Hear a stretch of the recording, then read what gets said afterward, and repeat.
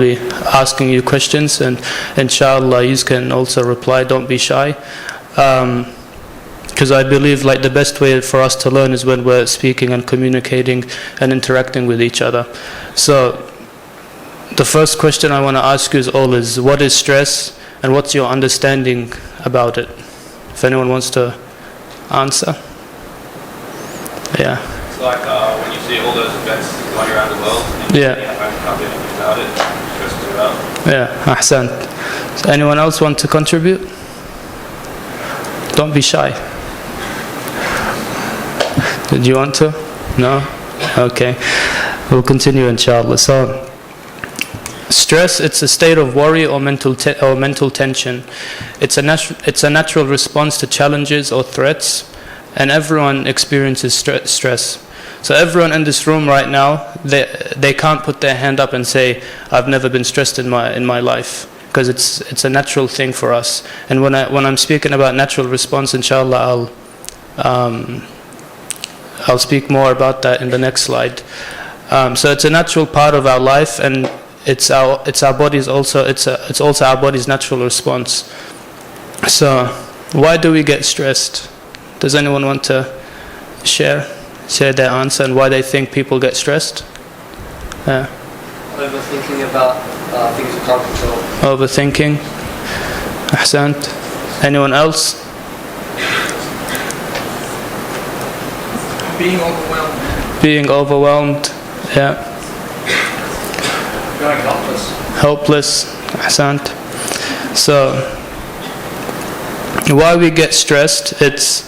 Firstly, it's a biological response. What I mean by a biological response is it's our body's fight or flight response. Has anyone ever heard about that response? Yeah? Okay, so the way this response works is our brain will detect stresses. These stresses can be perception of threats, uncertainty and lack of control in our life, overload and burnout, physical health and emotional challenges. Our brain then starts to release stress hormones once it detects these stresses. Physical changes then start to occur to our body once these stress hormones are released. When this happens, adrenaline starts to enter our body, or starts to enter the system. When this happens, you could be experiencing physical changes such as your heart may beat faster, you're breathing quicker, blood pressure and sugar levels start to rise. So this is the reason why we stress, as it's our body's natural fight or flight response. So before I go to the next slide, we're all part of a Muslim community, and I'm sure we've all heard like stereotypes about stress. What's some stereotypes about stress that you've heard in the community? Weak faith. Weak faith, ahsant. Anyone else? Yeah. If you're a kid, you can't get stressed, yeah. Anyone else want to share? No? Okay, so stereotypes of stress, like the brother said, weak people get stressed. That's not true. Stress always looks like a panic attack. That's also not true. Stress can affect us in many ways. Stress is bad. That's also not true as well. Stress sometimes can be good, as it can motivate you to take action, and it can also enhance your performance. So another one is stress only affects our mind. No, it also affects our body, like physically. Exercise and mindfulness strategies instantly cure stress. This is also like a bad stereotype, because how many times have you opened social media and you've seen someone on TikTok, for example, what do you call them, like a life coach or a mentor, and they're saying if you're stressed, just go outside, meditate, do yoga, and you'll instantly feel better. It's not true. When you're trying to cope with stress, it takes time. There's no like quick solution for it. Young people don't experience stress. In my like field of work, I can say that this is extremely false, because I get why some people think about like that. They would think because there's a kid he doesn't have the responsibilities of an adult or an older teenager. He doesn't have university stress. He doesn't have university exams, or he doesn't have responsibility where he has to provide for the household. But this isn't the case. And it's interesting that these stereotypes exist because because stress is a natural biological response. It's extremely important to educate ourselves about stress for it to be addressed properly, especially in our communities. So what do you think some signs of stress are? Lack of sleep. Lack of sleep. Yeah. Loss of hair. Am I balding or? Huh? No. Yeah, well, loss of hair is one. Yeah. Anyone else want to? Anger, yeah. Anyone else have an answer? Change in appetite. Change in appetite, yeah. Yeah, not enjoying things you used to do. Any other sister wants to, yeah, change your mind? Okay. So signs of stress, like we were just discussing, you can't relax, you're feeling a range of emotions, you have difficulty concentrating, you're having headaches, you're fatigued, difficulty sleeping, and like one of the brothers said, you have a change of appetite. So you can either lose your appetite or you start to have increased eating. And it's important to know as well that everyone stresses differently. Sometimes we don't even know we are stressed. We aren't aware or don't even reflect on what we're feeling. Knowing these signs help us become more aware of our mental state. If we aren't aware of our emotions, we won't be able to cope. I always like to say, like, if you can't fix a problem if you don't know what the problem is.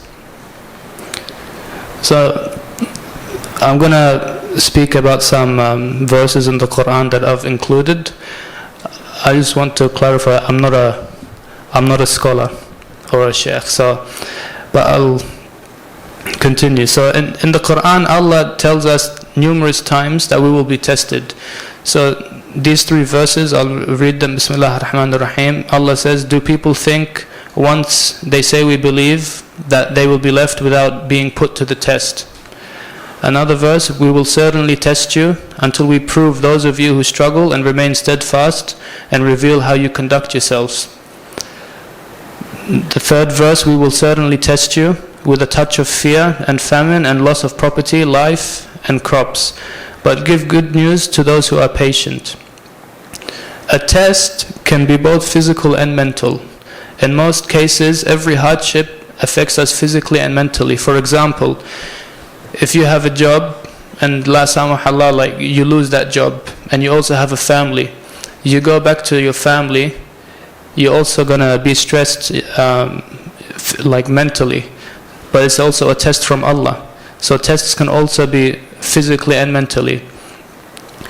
So you need to always keep in mind that Allah is always testing us. Everything that happens to us, it's a test from Allah. The next slide, it's about hardship and patience. So these verses, I'm pretty sure you've all read them or you've all come across them. So the first one is, Allah does not burden a soul more than what it can handle. Here there's the word burden is being used. So in our life as Muslims, we're going to have burdens. The next one, so surely with hardship comes ease. Again, the word hardship here is used. So in life, there's hardships. Seek comfort in patience and prayer. Allah is truly with those who are patient.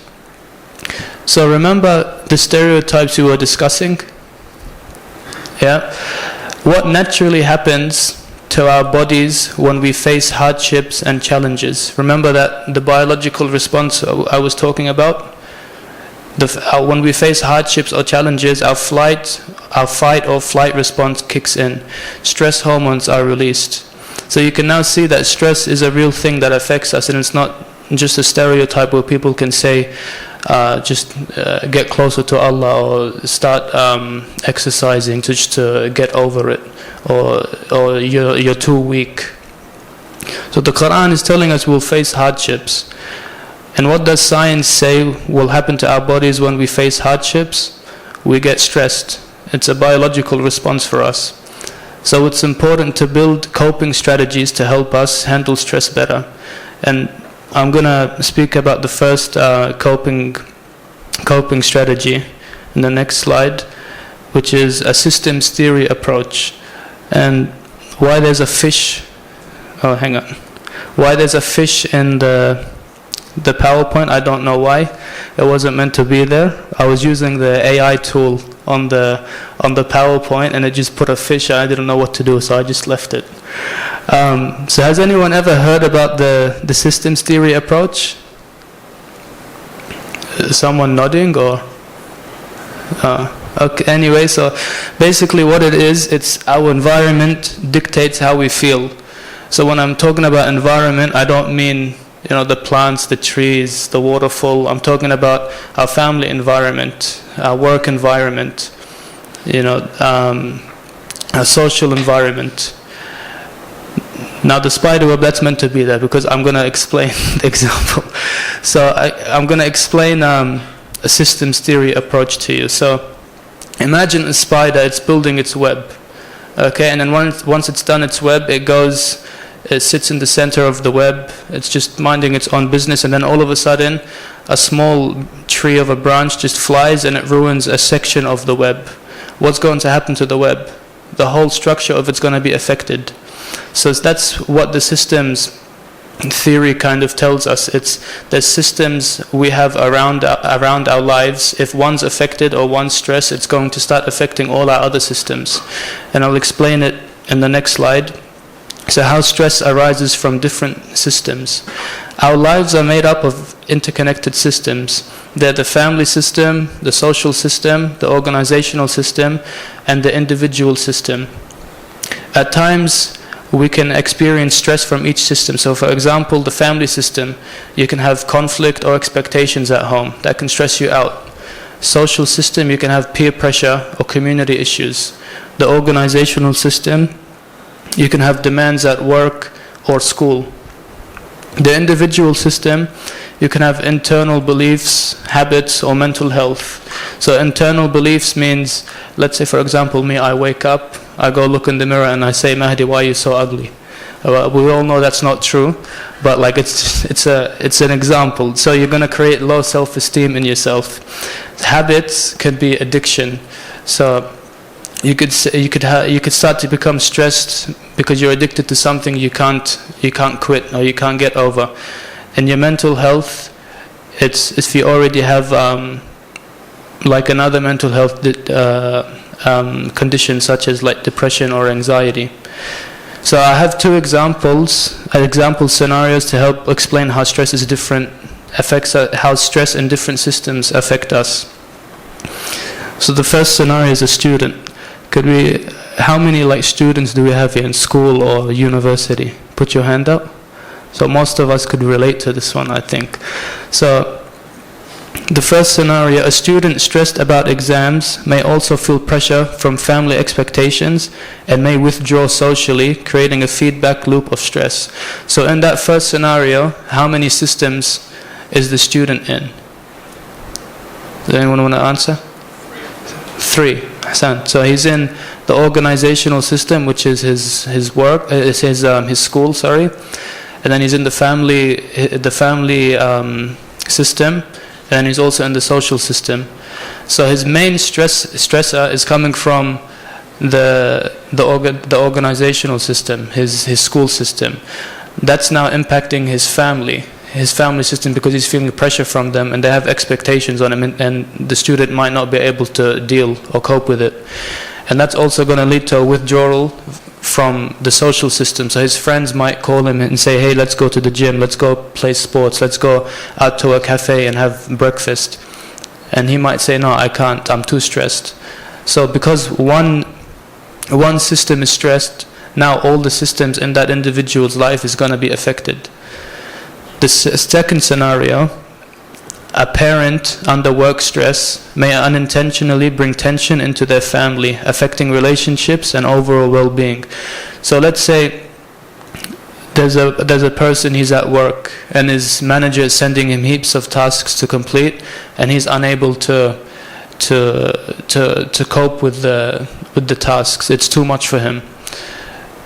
He's gonna take that burden from his work system and his work environment, and he's gonna end up going home, and he could just let it out on his family. He doesn't want to, but he doesn't know where he wants to express his frustration, and this, and ultimately it's gonna affect relationships in the family system and his overall well-being. So there's strategies you can implement by using the system-based theory. So the first strategy is identifying where your stress is coming from. So you have to understand where your stress is coming from. Is it from work, school, relationships? Awareness is key to addressing it. If you don't know where it is or where it's coming from, you won't be able to address it. Improving communication. Express your needs, challenges with the people in the system that is causing you stress. So let's say, for example, we'll go with the work example again. My manager is sending me too many tasks to complete, or I have too many referrals on my desk and I can't keep up with all of them. If I don't go and communicate that with my boss or my manager, he's not going to know that I'm feeling stressed and under pressure.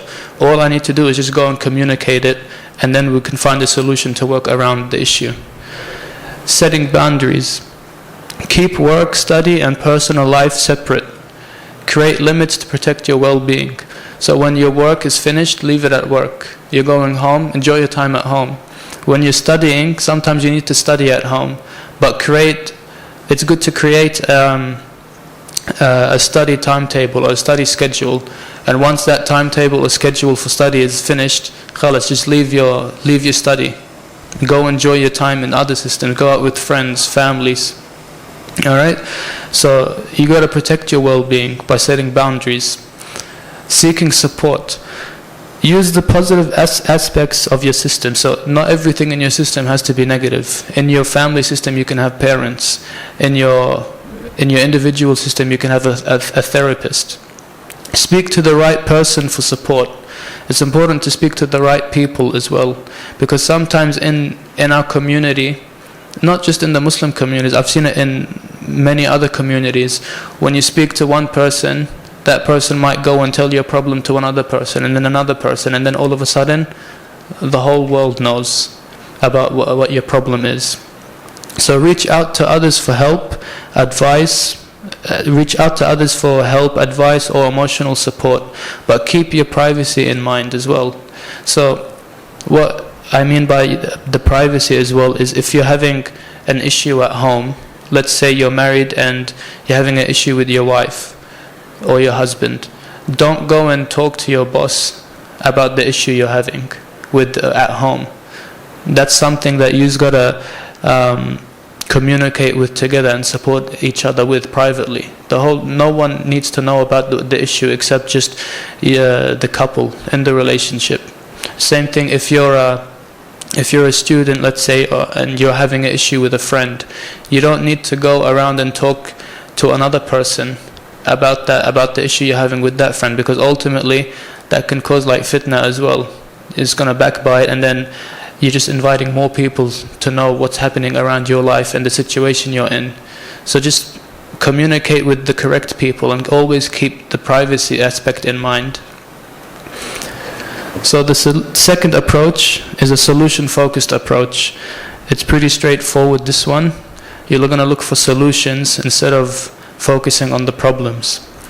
Because how often when we get stressed, let's say for example, me, let's say I'm stressed about my university studies, my house studies, and then I've got to organize things with family, and then I have to organize things with friends, and then I have to do 2 jobs at the same time.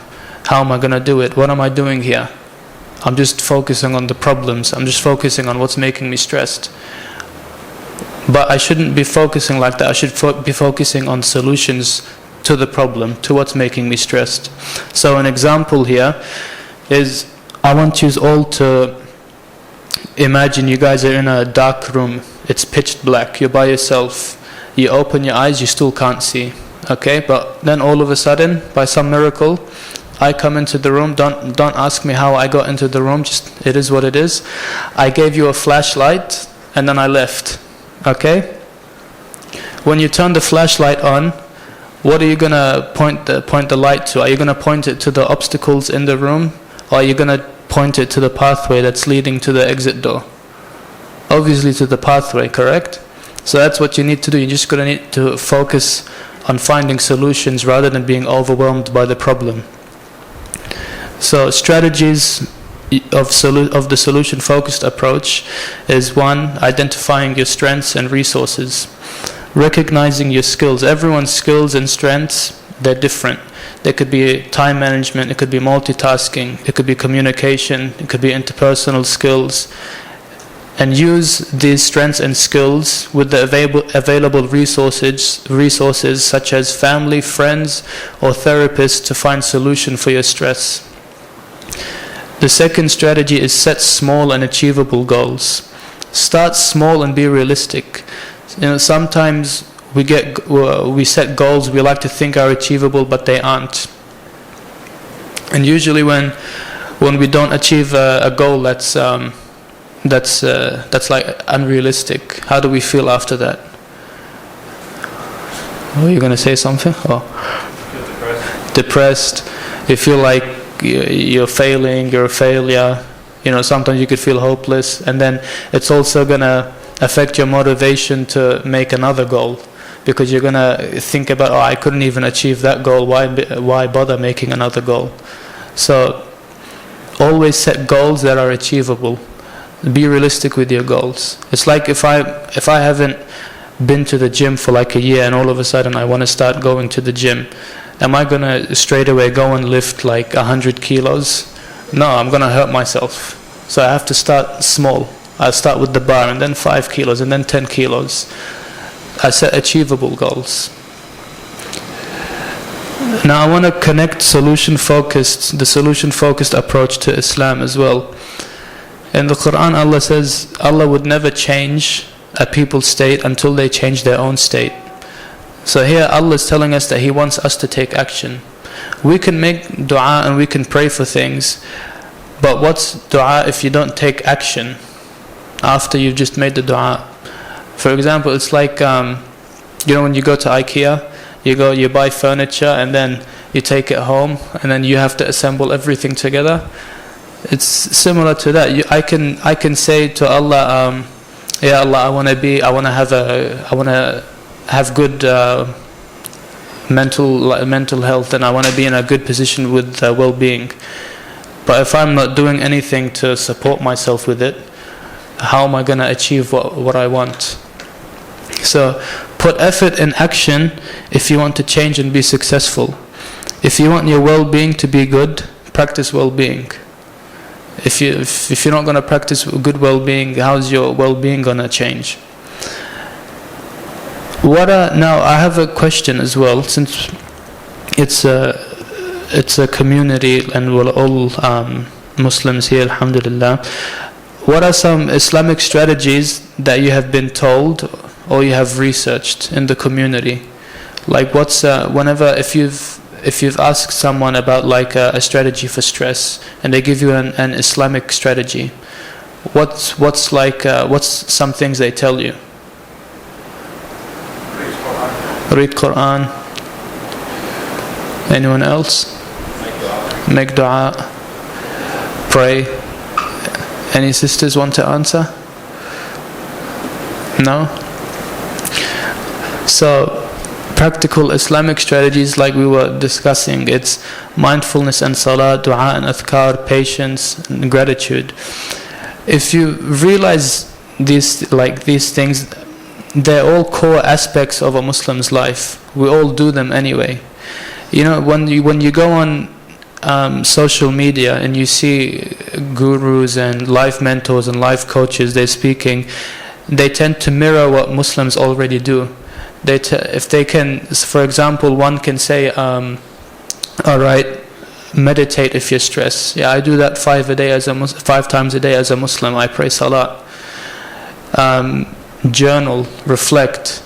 Okay, I do dua and I do adhkar every day. when you wake up, always write 3 things you're grateful for. Okay, I say Alhamdulillah for everything that happens to me. That's what my religion teaches me. So Allah in the Quran, He also says, remember Allah and Allah will remember you. He also says, with the remembrance of Allah do the believers find ease. So if you want peace in your life, remember the Creator or the one that gave you your life and created peace. Because that's the only way we as Muslims are going to achieve like a good well-being and have peace in our lives, if we're constantly in remembrance of Allah. So some holistic stress management techniques you could implement to manage stress a bit more. The first one is physical wellness. Physical wellness, if your body isn't healthy, what's going to happen to your mind? Your mind won't be healthy either. Poor physical health leads to poor mental health. So always find something you could do for an hour a day physically, just to take care of your physical health. I'm not saying go to the gym, become a bodybuilder. I'm saying you can go for a walk for 1 hour a day, go for a run or a jog 1 hour a day, go play a sport with your friends for 1 hour a day. Something that gets your body moving. You're taking care of your physical state. Because if you're taking care of it, if your physical state, it's just going to make your mental state good as well. So the second strategy is building social bonds. A supportive network is crucial. So you should share your feelings with family or friends, but again, remember the privacy aspect as well, and speak to the correct person in your system. This life, like the dunya, it's meant to be lived with others. That's why in Islam there's marriage, there's family, and there's friends. The next life, maybe it's everyone's for themselves, but this one, we're all meant to be together. You're meant to have networks. So life's meant to be lived with others, so seek support from them when needed. Productivity and time management, we've all heard this one, and we've all tried to practice it. I know myself, I'd make like a schedule or time management, and then 2 days later I'd say, yalla, that's enough time management for me. I'll just go back to how I was. But structure in your life and in your day, it's crucial. Because if you don't have structure, it's like you're on a roller coaster, you're scared and you don't know when the next big dip is or the next upside down loop is. You don't know what's going to happen. But if you have structure, you'll have some ease in your day. And as a Muslim, my advice would be, it's important to plan your day and you plan your tasks around your daily prayers, because this would create balance between your spiritual life and your dunya life. So let's say you wake up, you pray Fajr. Some of us always go back to sleep after Fajr. Some of us are warriors, we stay up. I don't know how they do it. If you're one of them, teach me after the speech, inshallah. But let's say you pray Fajr and then you're working until Dhuhr. Dhuhr time comes, you're feeling a bit tired, you need to take a break. Okay, go pray Dhuhr. While you're praying, try to relax yourself, meditate. While you're praying as well, reflect, recite du'as, adhkar, do that, and then go back to your work or your studies until Maghrib and Isha. You could be tired by the time Maghrib comes. Okay, take this time to refresh by praying, reflecting, meditating while you're doing your prayers. So that brings me to the conclusion. I think it was a quick speech, but for those that everyone contributed, so thank you for contributing and listening. Just a reminder that Islam, it does provide tools for every situation in life. Like we've discussed, the Islamic strategies, we're already doing them in our daily lives. Sometimes we just need to reflect on them more. So I hope I haven't stressed anyone after, like while you're all listening to me, inshallah. And as I mentioned before, I work a lot with the Muslim community. So if anyone would like to have a chat with me after the Q&A session, please feel free to. I'm very friendly. I'm not a scary person. I think I am, but I think I'm not. Not I am, but yeah. So, sallallahu ala Muhammad wa ali Muhammad.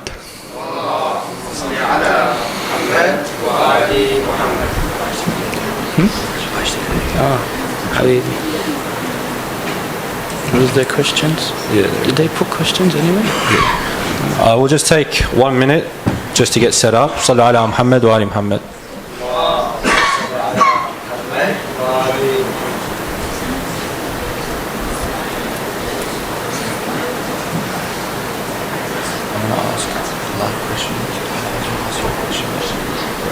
Yeah, okay.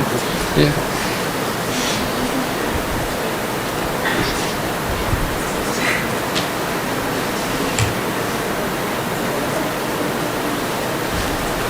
How long was was it short? Oh, it was good. Oh, okay.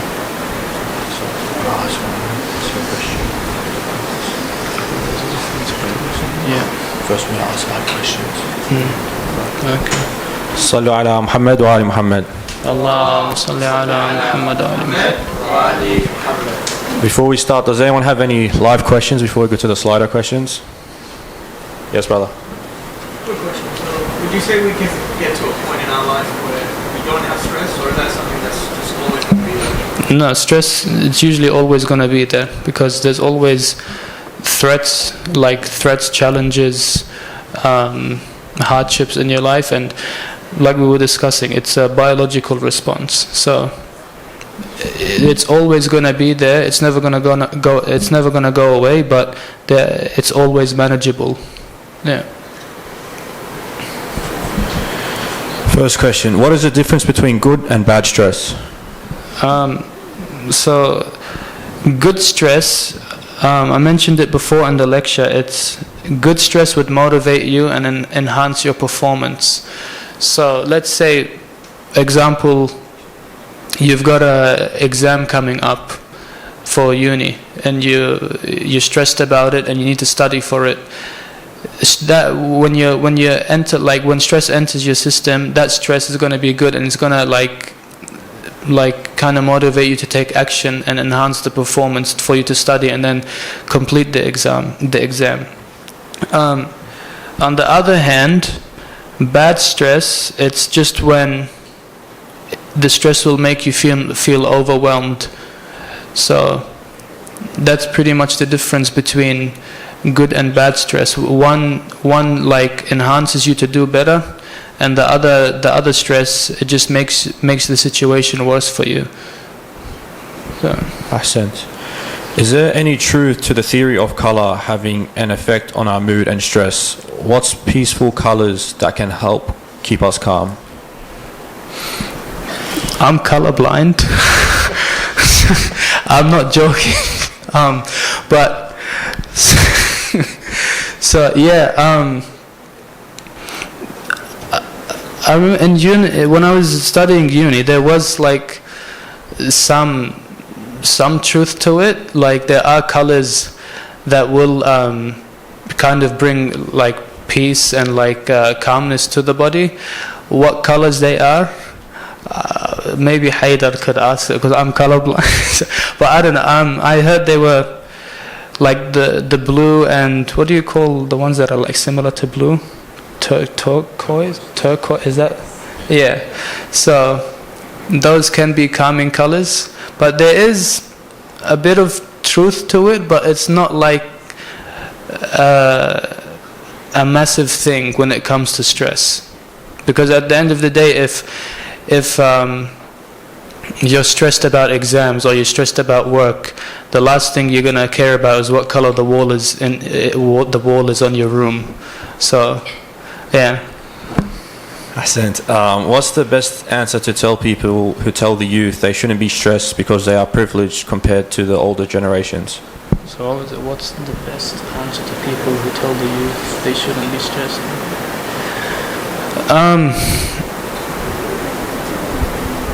That's a good question. So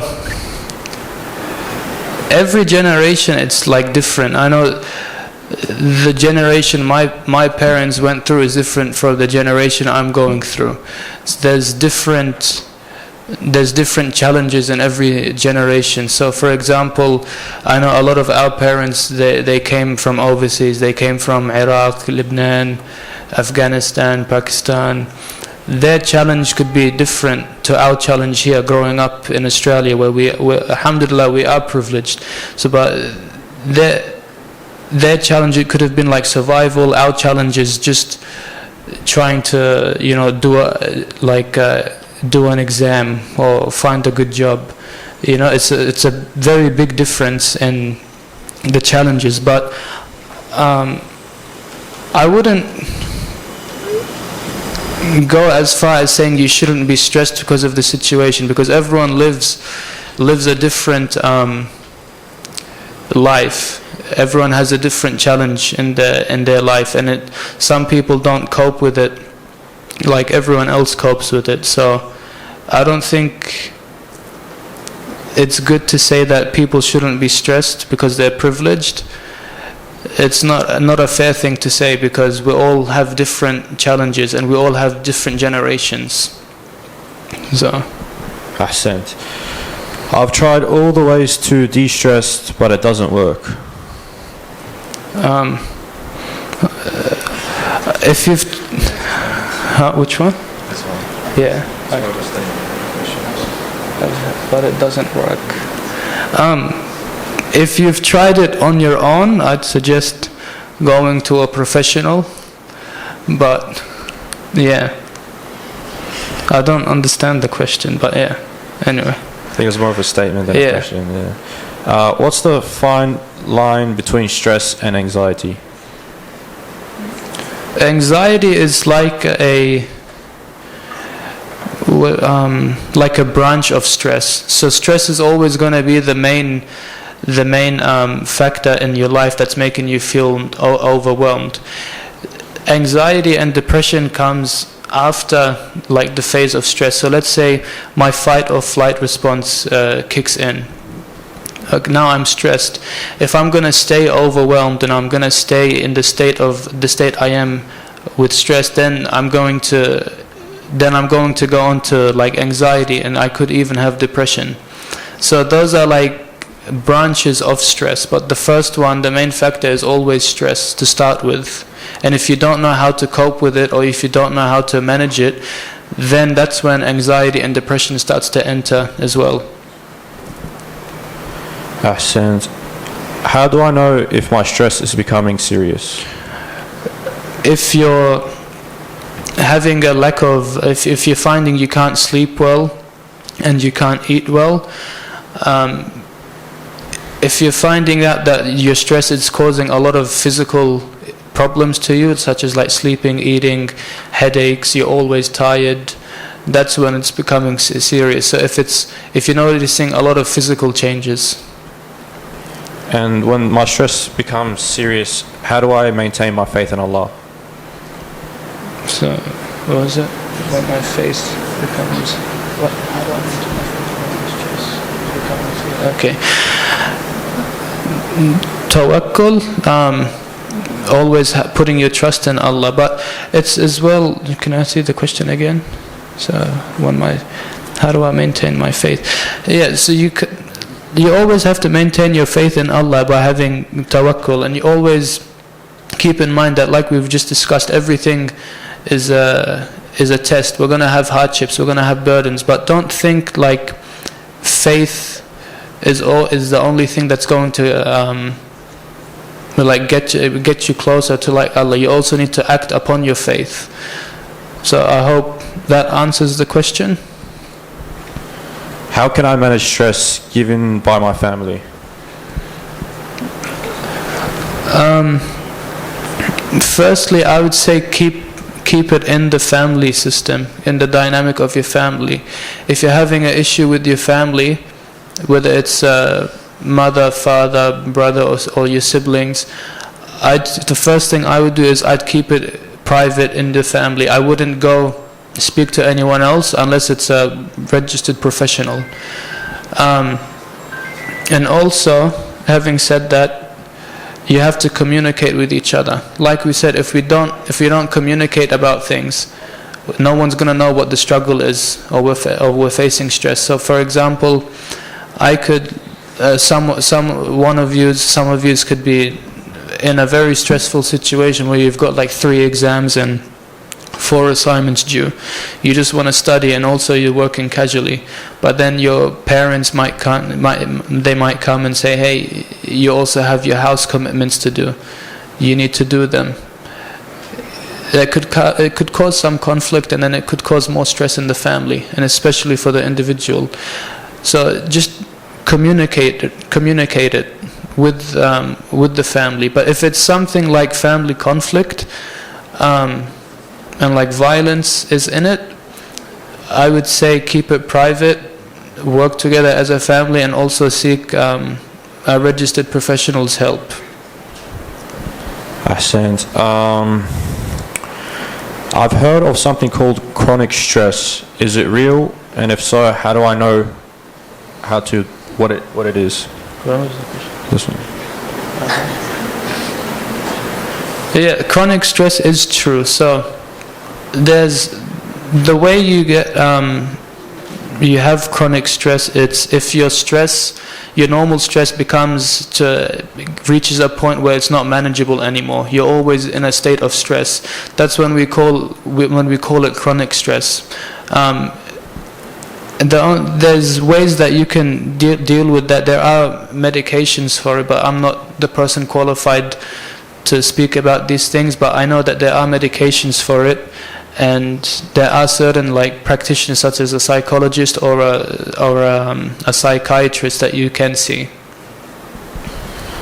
Someone's given a suggestion, if you could approve. It says, as a note, there is a dive reflex that I practice when I'm stressed, and that's placing my head into cold water for 30 seconds. It usually provides relaxation.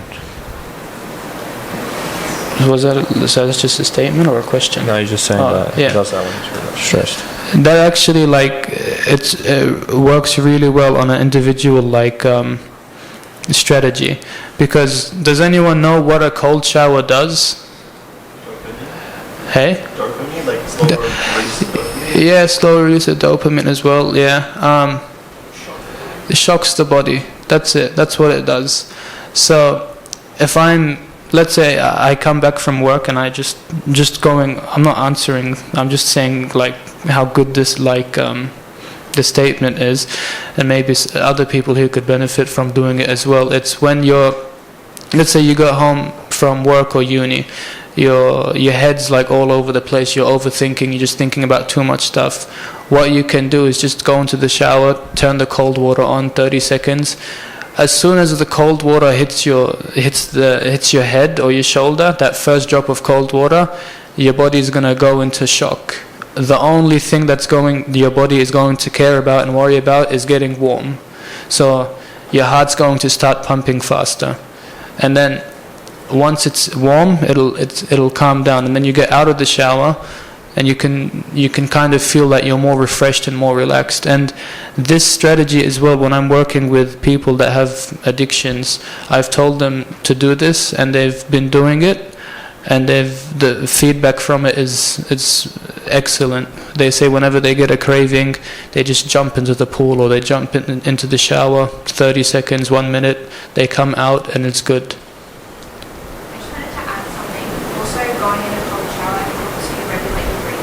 Yeah, I forgot to mention, yeah. It shocks your body and then it helps you breathe like at a slower pace. So when you hit with like a shock in real life, go back to that moment and you breathe slower. Yeah. Ahsant. How can you control overthinking? I think we kind of glanced on it, but do you have any other tips for that? Stop thinking. No. No. Overthinking, it depends on the situation. Like a lot of the times, like we're always going to overthink. For me, I could say it's the same thing as stress. Like it's never going to go away, but you're always going to manage it. It depends on what you're overthinking too. Most of us, when we overthink things in the future. There's also something I read. about like overthinking. It says if you're thinking about the past too much and overthinking about the past too much, or things you've lost, things you could have done, opportunities that came and went, you're going to be a depressed and anxious person. If you're thinking, not an anxious person, you're going to be more depressed and sad. If you're thinking and overthinking about the future, your mind's just thinking about tomorrow and what's going to happen, and if it's going to happen. Tomorrow is never promised. So how are you going to feel like? You're going to feel anxious and worried.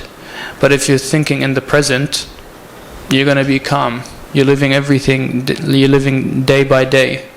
So how you could kind of stop overthinking depends really, but usually you could figure out what you're overthinking, and then you could try to scale it. So has anyone heard of what a scaling question is? No? So it's a technique we use. It's whenever a person is like stressed or he's overthinking too much, we always ask him two questions. The first question is a miracle question.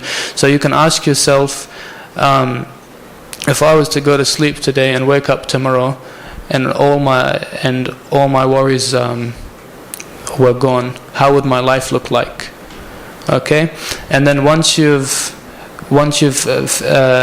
figured that out, you can go and ask yourself a scaling question. The scaling question is it's basically you scaling how you're feeling. So how stressed am I? How bad is my overthinking today? Is it an 8? Okay, what can I do to get it to a 7 or a 6 or a 3? And I start to just think about the things that are making me overthink more, and I just start to lessen them. So I hope that kind of answers the question. How do I deal with faith-based stress, especially in uncertainty and doubts? What was the question? What do they mean by like faith-based stress? So when I think, I'm not 100% sure, but I think they mean when you have some uncertainties or doubts in your religion or your faith. How do you deal with that when you get stressed about that? Like doubts in religion, or? That's what I'm assuming. If it's doubts in religion, the best thing you can do is go talk to scholars or talk to people that are qualified and tell them to explain why we believe this, why we have this belief. Let me see the question again. Yeah. All right, so I hope that answers it. Another one for overthinking. What about if I overthink too much to the point where my heart starts beating? How can I control it? Well, there's a lot of overthinking. Yeah. If your heart starts beating fast when you're overthinking, that's, again, I would go see a registered professional. That's the first thing I would do. To try and stop it, communicate with your system. Find a resource. It could be your mother, your father. It could be your friend. Just know things are going to be okay. A lot of the times when we're just overthinking, we're overthinking things that haven't happened yet. So there's no point in thinking about something that hasn't happened. So I hope that answers, inshallah. How do I control stress for going to high school? Okay, so what are you scared about in high school? Is it going to be... what are you scared about in high school? Is it going to be your first year in high school? Is it going to be year 7? I've spoken to a lot of year 6 students that are going into year 7, and they said the main thing they're worried about and stressed about is bullying and the workload that's in high school. How to deal with it and control it. First of all, you have to go into your first day of high school. Know that everything is going to be fine and normal. A lot of the times when we hear, like everyone here that's graduated from high school, we all go through the same thing. We say, oh, we're stressed about going into high school, we're worried this is going to happen. But then as soon as like we finish the first week, second week, we're like, yo, this is the best, this is a really cool place. Well, most of us would say that. I know I did. I enjoyed high school, but limit like what you're hearing about high school. I know a lot of kids that I've spoken to, they say, is it true this happens? I've seen it in a movie. I saw this kid getting beat up in a movie. Is that going to happen to me in high school? And I say, no, it's Hollywood, it's movies. Things won't happen like that in high school. If you're worried about the workload in high school, just know that it's still going to be the same content. So let's say if you're learning algebra and maths in year 6, it's going to be the same but just a bit more in depth. And to deal with it, I'd say that, like on the academic level, one strategy that works like really well is take notes, and then every 3 weeks just go over and revise your notes. Keep yourself up to date with the learning content. So inshallah that happened. What works? Ahsant. How do you overcome the stress that is so much and pushes you to complete your tasks but results to a burnout where you no longer feel the important stress?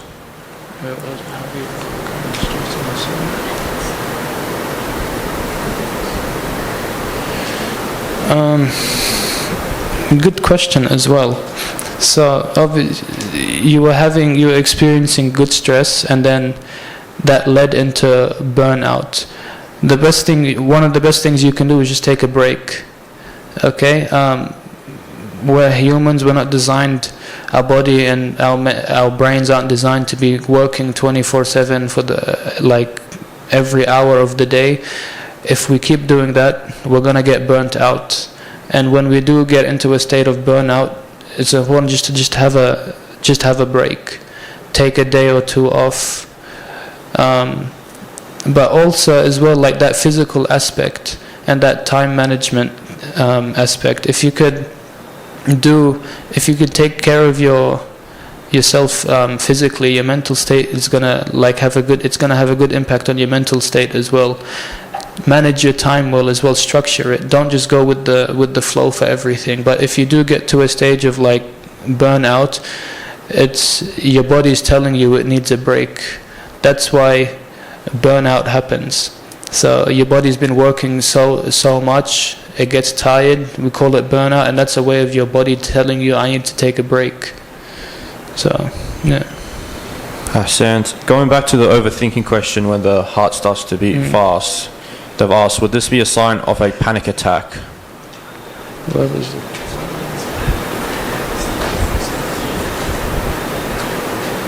What did you highlight? This one. Oh, this one's yes, you could say that.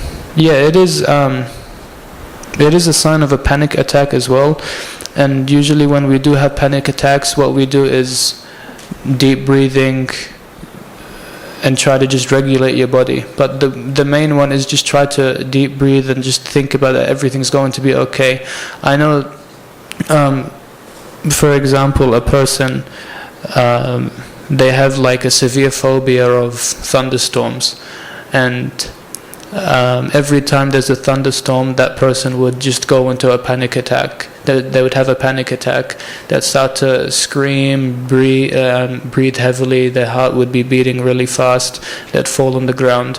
What we do then is we just tell them, like, the only thing you could do in that situation is just try to breathe. So if your heart's like beating really fast, just try to control your breathing. There's also, it's called a 5, 4, 3, 2, 1 technique. So when you get into that stage, like where you're panicking, you're gonna look around your room. You're gonna look at 5 objects. Name those 5 objects. So I can see chair, t-shirt, curtain, light, fan, and then you're gonna look at. Then you're gonna think about 4 options, 4 like words that you're feeling. So you could say like, I'm feeling stressed, panicked, anything really, like worried, anxious.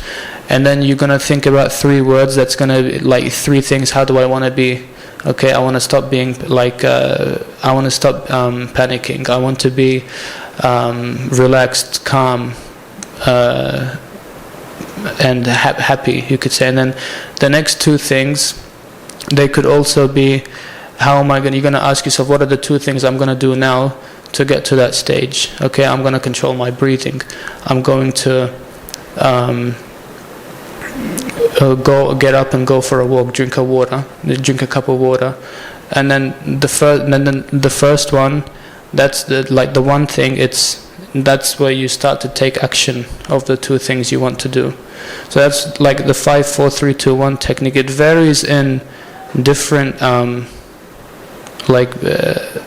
mental health, fields. But for the social work one, this is what we all learned. We learned about the technique that way. So that could be something you could help yourself with. Yeah. Hassan, what are your top 3 mechanisms you would recommend for someone to do to reduce their stress when it gets high? It depends on the situation again. So look for solutions. If you're stressed about exams and assignments, look for solutions about how you're going to control the stress that you're experiencing. So looking for solutions could be one mechanism.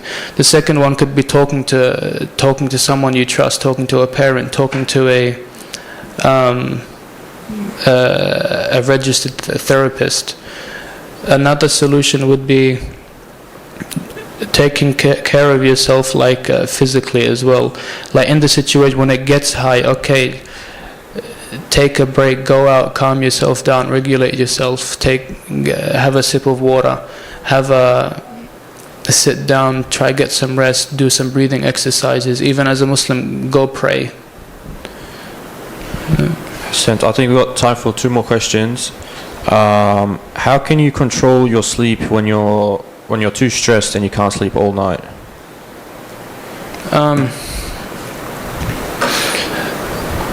I'd say if you have any electronic devices, get them out of the room. Like getting electronic devices out of the room, iPad, phone, laptop, get it all out of the room. And try to relax your body when you're trying to just go to sleep. Yeah, that was it. Hassan, our final question of the night. Does our social media consumption affect our stress? Is it causing us to stress more? Yes, because when you look at social media, things can happen. There's you can start to compare yourself with what you're seeing on social media, and you could also be viewing, sad events that are happening, things in the news that can make you sad, and then it can make you stressed because you can't do anything. But a lot of the times in the field I work in, it's kids would come and the youth would come. They'd look at things online. They'd get and they'd say, "Oh, I should be like this when I'm 13. I should be like this when I'm 15 or 14, and I'm not like that." So we start to get into a state of comparing ourselves with what we're seeing online, and we create what we could say is a false expectation, and that could lead to us being stressed. So when you're looking at things online, don't believe it's all true. Sometimes you see things online that's fake. It's like social media, it's a fake reality. So don't believe everything, because you're just gonna disappoint yourself and cause yourself to get stressed. So was that all the questions? Yeah, Hassan. First of all, thank you to Brother Mahdi Deya for the amazing workshop, for telling us how to reduce our stress.